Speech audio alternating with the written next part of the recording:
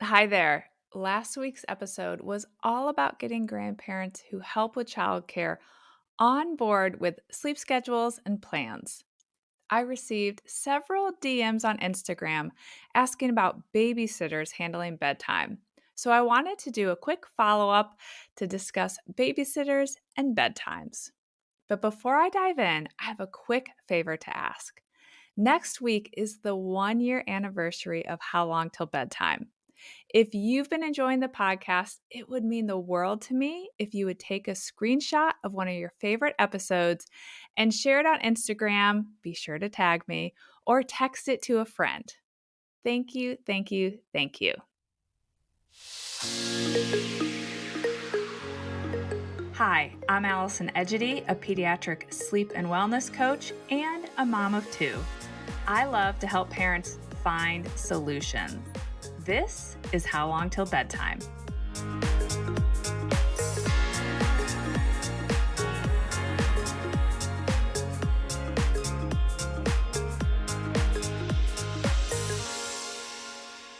Today, I'm responding to a question that I received several times on Instagram after posting last week's episode. The question is around having babysitters handle bedtime and how we can trust that that's going to be okay. And just this morning, I took a poll on Instagram to see how my community feels about having a babysitter put their child to bed. And I was a bit surprised to hear that, yes, a few have had it be a hot mess. Definitely a handful have said it's gone well. But a really large percentage, 76%, as I'm coming on to record this, said that they haven't even attempted to have a babysitter put their child to bed, mainly because they're worried that it's going to go sideways and mess up their sleep routines or patterns. And while I was one of those parents who often had the babysitter come after I'd already done bedtime, particularly during the first couple of years with my girls, I definitely want to make sure that you all are set up for success if you end up in a situation where you suddenly need a sitter to put your child to bed, or when the time comes that you're just ready to go out and have a sitter put your kids to bed. So, I'm going to share things that you can do to set both your child and your babysitter up for success. And I'm also going to share some common mistakes that I hear about from my clients that can easily be avoided. Let's start with the best way to set your child up for a smooth bedtime with a sitter. First of all, you want to have a very consistent and simple bedtime routine, and that's whether your child is 4 months old or 6 years old. Often for an infant, that may look like putting a fresh diaper, jammies, and a sleep sack on, offering a final feeding, reading a book, singing a song, and then boop, right into the crib. For an older child, it may be putting on jammies, brushing teeth, reading two books, singing a song, saying goodnight, and then staying in their bed. Having a clear and simple bedtime routine that you can explain or write down for your sitter helps them know exactly what they should do. And if you have an older child who pushes back, it empowers the sitter to be able to say, "Nope, your mom or dad told me the routine and they said we need to stick to the routine." This brings me to the first common mistake that I often hear about. Sometimes parents will have the sitter do something different or extra in bedtime in order to make it feel special or like a treat that the sitter is there. Or even worse, they let the kids stay up later than usual because the sitter is there, and that might make it feel more exciting. Unfortunately, either one of these just opens the door for the child to resist or push back on the sitter during bedtime. And it can also create anxiety because not only is someone other than their parent putting them to bed, but the routine is different. And or now they're overtired because they're going to bed later. So keep the routine the same and definitely stick with the typical bedtime. You may have noticed that I mentioned finishing with a song in the examples I gave for bedtime routines. This is particularly helpful with infants. I always encourage parents to sing the same song every night before they put their baby or toddler in the crib, awake, of course. This song becomes an indicator that it's time to go in the crib and it's time to sleep. I recommend that you choose a simple song that the average babysitter will know so that your sitter can easily step in and replicate that routine, singing that final song and easily giving your child this cue that it's time to go in the crib and go to sleep.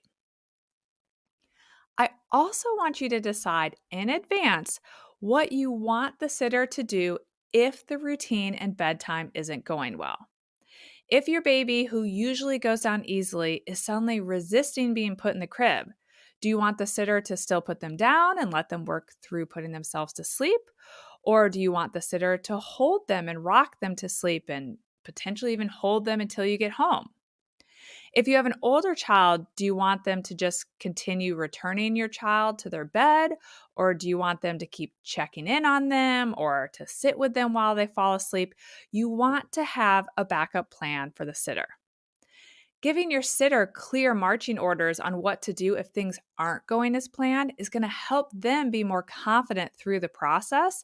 And it's going to help you know what you could potentially be coming back to if things aren't going well. Side note on the older children and the backup plan. If your plan is to have the sitter provide extra support if things aren't going well, I don't recommend that you say that in front of your children. For example, I wouldn't say, okay, here's the bedtime I want you to do with little Susie. And if Susie is having a hard time falling asleep, go ahead and sit in the room with her. Because once little Susie hears you say that, you've just planted the seed for her that she could potentially have a hard time falling asleep with this sitter. And then she could get kind of this extra support of having someone stay in the room. So I usually discuss this with the sitter when the kids aren't around. So I might have my husband doing something with the kids, or I walk away with the sitter to show her something where the kids aren't. And I would explain this. Or you could talk to your sitter in advance on the phone about the backup plan, or you can text the backup plan. But in front of the kids, you want to act very confident that things are going to go as planned. A couple of well intentioned mistakes that I often hear about parents making. A big one is not telling your child that a sitter is coming after they go to bed. And then the child comes out of their room to find their parents gone and a sitter sitting there.